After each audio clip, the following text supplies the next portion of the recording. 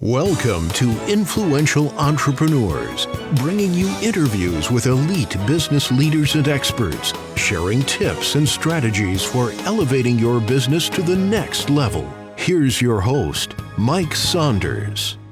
Hello and welcome to this episode of Influential Entrepreneurs. This is Mike Saunders, the Authority Positioning Coach. Today we have back with us Greg DuPont, who's the founder of Advocate Wealth Solutions, and we'll be talking about avoiding unintended consequences in retirement. Greg, welcome back to the program. Thanks for having me, Mike. I'm looking forward to a conversation. You know, I think that we all hope and pray that we're on the right path to doing the right thing in every area of our life, especially retirement. But at what point do you, in the path, do you want to be told the outcome you're looking for is not going to happen? And the answer to that question would be as soon as possible. You know, let me know. I want to backtrack or I want to change course. Talk about some of these unintended consequences that you see in financial planning, maybe because in the landscape of financial planning as a whole, or clients that come in and meet with you and they show you what they've been doing. What are some of those unintended consequences that you're even seeing? Well, we'll start with the granddaddy of them all, right? Which is the unintended consequence of being a good saver and taking advantage of the 401k programs, maxing them out because of the false promise or false premise, whichever way you want to look at it, that personal income tax rates will be lower in retirement than they are during your earnings years, which was something that was clearly defensible back in the 80s when we had, dozens of different tax brackets and we could arbitrage in those tax brackets, which, that became increasingly untenable as we moved into the Reagan Revolution and the Bush era with the marginal tax rates being simplified. And so now, we thought we were doing the right thing. We were putting our money in, we're getting a tax break now, and we're now waking up and saying, holy moly, this is a completely different picture than I thought I was going to be looking at. So that's the granddaddy of them all. And that's compounded by, making further decisions like that when you don't have to. So for example, the client that is in their late 50s into 60s, and they are coming out of putting their kids through college and all that stuff, and they now have free cash flow again, and they're looking and saying, okay, I got to goose it for retirement, and they turn around and put that in tax deferral instead of putting it into some other type of savings. And so now they didn't recognize that, if they would have been saving that money in a tax-free environment and paying a little bit more in tax upfront, that's going to have more bang for the buck for them down the road and be able to offset what was so heavily invested into tax deferral. So those two run together as unintended consequences with the same theme of, we're going to get taxed. Let's figure out the way to do this the best way instead of the way that we're induced to doing it. That's a really big point. And I think that, it's like, you don't know what you don't know. And I think that, you mentioned 401k and, you get out of college, you start your job, you have HR shoving papers in front of you, sign this, and 401k. Yeah, I heard about that. Sign that. And it's like, A, what are the allocations? And B, do I even need it? Or C, can I do a Roth IRA? All these questions that people don't know. And then they just assume, well, my grandpa had one, so I guess I get one. And then the ticking time bomb of taxes, that's going to come due. And we know that that's going to come due, but people don't realize the full import. What are some of those warning signs when you're meeting with families at the, toward the end of their 50s that are looking to put together this retirement plan? What are some warning signs that could have helped families anticipate some of these unintended consequences earlier? Well, I want to kind of make a public service announcement first on that, because you mentioned in passing something that is very near and dear to my heart, and that is the younger savers. And this is a message I tell all of my clients to pass on to their kids, because we are living in a different world. And those young savers that are starting work are getting a regular paycheck now and putting money into a 401k at that point in time are probably making a very bad financial decision. I'm not saying they shouldn't be saving it, but they're at a point in their career where they are earning less than they will be throughout their career. They're in a lower tax bracket. They are getting very little tax benefit from that. And instead of saving money that they can use to create the foundation for their future as an employee, then they're saving it for this mythical retirement that for young people may never happen. It's just a completely different world, let alone at the age of 65. So they need to start thinking a little differently. And if they put their money into savings so they can buy a house and those kind of things, aren't they potentially much better off than having that money behind the tax wall of the retirement plan? So that's a public service announcement. I digressed. Back to your question. To the extent I remember it, because I went on a rampage there. But another thing that the unintended consequences I see a lot of people have to deal with, and this is one of my experiences from continuing to be a practicing attorney and seeing people in the ramifications in probate in the aftermath of one dying, is when we are through our earnings years and when we have a company that's giving us potentially group life insurance and those kind of things, we're doing that because we know that if we die, one of us dies, the survivor needs to have some capital to replace my wages. And I see a lot of people as they go into retirement shed life insurance as an expense because they don't recognize the fact that it's just as important at that point in time, if not more important, for the surviving spouse. Because a retirement plan that looks beautiful when we have two spouses receiving Social Security, totaling $5,000 or more a month, looks a whole lot different when one passes away. Yeah. And half of that goes away. Yep. And the unintended consequences there is my spouse that I have supported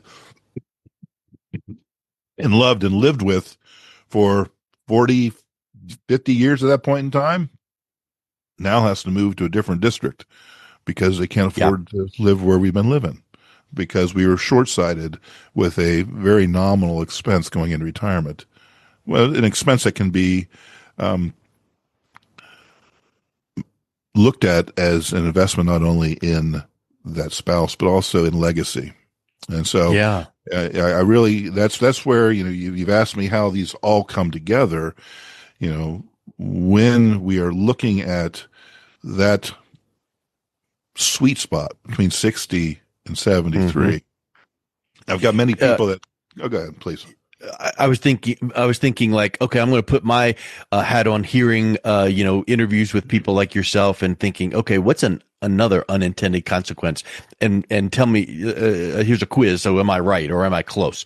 The outcome would be like, ooh, I've heard about long-term care and the need that so many people these days will need it and it's super expensive. So I'm going to go out and Google long-term care policy and buy that policy and pay those premiums. But isn't it true that the unintended consequence is you're paying these premiums, and if you never used it for 1, 2, 3, 4 years, those premiums are gone. Whereas there might be other better alternatives to put those funds that still check the box of handling long-term care, but yet is still building that legacy and all that. Is that another example that would be good?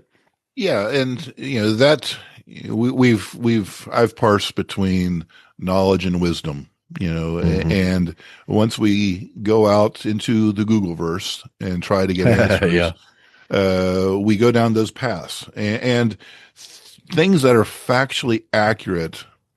It may not be the right wise decision, right? if I go down the path on long-term care and I see it's expensive and I see all this history that long-term care insurance has a checkered history of raising premiums, all this stuff, because all this stuff's going to pop up, then we close the books on that. And then kind of going back into that golden zone between 60 and 73, got many people that come to me and say, "Hey, Greg, here's my plan.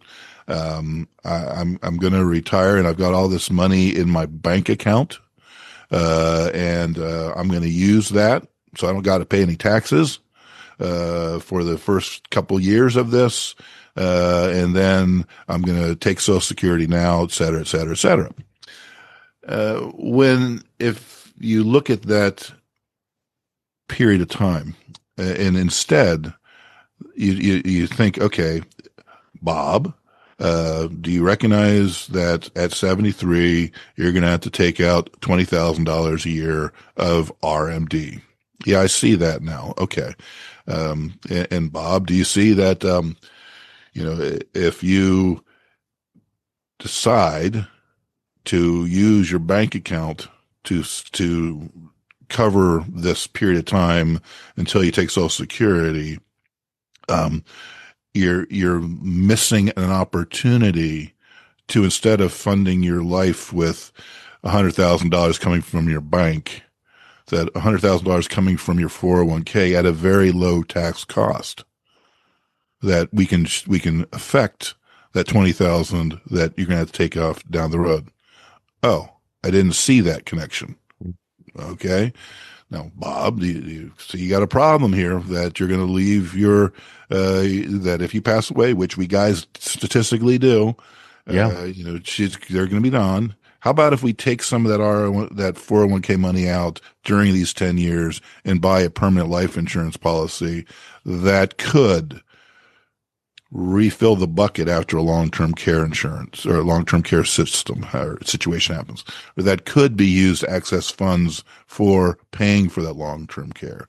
And if we don't have any of those issues, then it could be tax-free benefit to your wife that could be able to use to maybe do a Roth conversion down the road. So now everything that's left is tax-free for her and the kids, or could go to the kids tax-free, as opposed to what seemed to be a very sound plan. I'm going to sit here and I'm going to use the money from the bank. Then I'm going to start taking my Social Security. I'm not going to take it early. I'm going to take it on time. And then I'm going to keep leading the 401k grow because I've been told to get to a number. Yep. If I'm chasing that number, then I am ignoring what is really the most important thing in retirement. And that is the income that number generates and the alignment between the income that my savings generates and my desired lifestyle. And make sure there's no gaps. No gaps. Yeah. And that makes me think of another point. What about some of the things, unintended consequences? Makes me think of things like things I don't have control over, which in life is most things. But what about laws that change? What about taxes that go up? What about market volatility? What about my health? What about the cost of health? Family circumstances? What strategies do you, or how do you help people approach that kind of thing with change to stay resilient and to have everything put into place the right way? Well, first of all, when you start isolating those risks, and I always like to push to the market because I'm a safe money kind of guy. That's just the way that I'm wired and the way my practice is. And love it or hate it, that's who I am. And if you don't like it, that's not, we're not a good fit. But from that central position, when you're now saying, okay, I've got my income needs met, I still have money set aside for growth, for inflation. And if I'm not needing that money immediately for lifestyle, then that is resilient enough. The market over time always does go from LA to New York. It always goes up. But there are long periods of time where it doesn't. And we just need to be able to have a strategy that we know that's in place that we can maintain that period of time when the market is not being our friend and wait till we get to the other side of it till we start needing those funds again. And similarly, when we look at things from a tax planning perspective and we try to get ourselves to a close alignment, if not a position where we have zero taxes in the future, a close alignment between what our needs are and what our taxable income that's required is, then we are able to be resilient against future tax changes. And then if we look at the things like the healthcare and all those other inevitables for many people, again, just having the right money set aside and the right strategy to protect against that gives us the ability to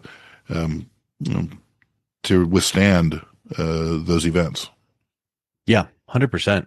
So let's think about, you had said, made a comment a few minutes ago that, what seems like a sound plan, meaning here comes a client with this, they feel like they're doing great because they've got this plan that they were given. Why is it dangerous when financial decisions are driven by products versus guidance, objective guidance? And then how can people tell the difference, what they're getting? Are they just getting recommendations in that plan that are product driven or, 30,000 foot objective guidance driven? And that's what's driving that plan. That's the $1 million question, Mike. Really. Yeah. There are so many, strategies, I'll call it, that people think that if they follow these, then they're going to get guidance. And my favorite is, the people that ask, well, are you a fiduciary? Yeah, because that's what the marketing message is these days. And as I was explaining to a client the other day, that in my opinion is a bunch of hogwash. The joke that the industry is playing on the consumer is that they're holding that up as some type of standard that is above and beyond any others. And in reality, what that means in the industry is that the person that has a Series 65 is a quote unquote fiduciary under the SEC laws, which means that they sell based upon an asset under management and not a commission. And that's supposed to make them somewhat better. Now, don't take me wrong. I am a fiduciary, but I believe that I was a fiduciary before being a fiduciary was cool. And why do I say that? I say that because when I decided back in the day that I was going to start offering these ancillary products and services to my estate planning clients, I had to do a lot of research on whether or not I was even able to do it because of the restrictions against an attorney going, quote unquote, into business with their clients. And so there is a very bright red line that is there. And so I had to be very clear that what I was doing is in the best interest of my clients. And that's not really what the fiduciary standard has ended up being as it's been implemented in the industry.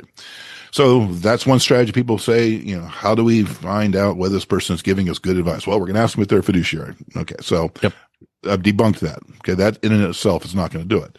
Second is, okay, well, many people come upon an advisor and they say, tell you what, I'm going to give you a plan. Let me give you a plan, an income plan or an asset or investment plan, whatever. Well, inherent in that is basically they're selling whatever that plan is pushing. And unless they are, a fee-only advisor or something like that is clearly just putting together a plan that's putting in all the pieces, then you can see that it's geared toward one thing or the other. And the question becomes, was the process that you went through one that identified what your needs and your concerns were? And the ultimate plan that was produced, was it reflective of a deep understanding of what you have said you wanted to have done. Now, I've been guilty of this throughout my career as well, just as like the next guy, because as I mentioned in our prior conversation, you become an acolyte. You become so enamored with what you've got that sometimes you step over the line and you become an advocate for the product, not the person.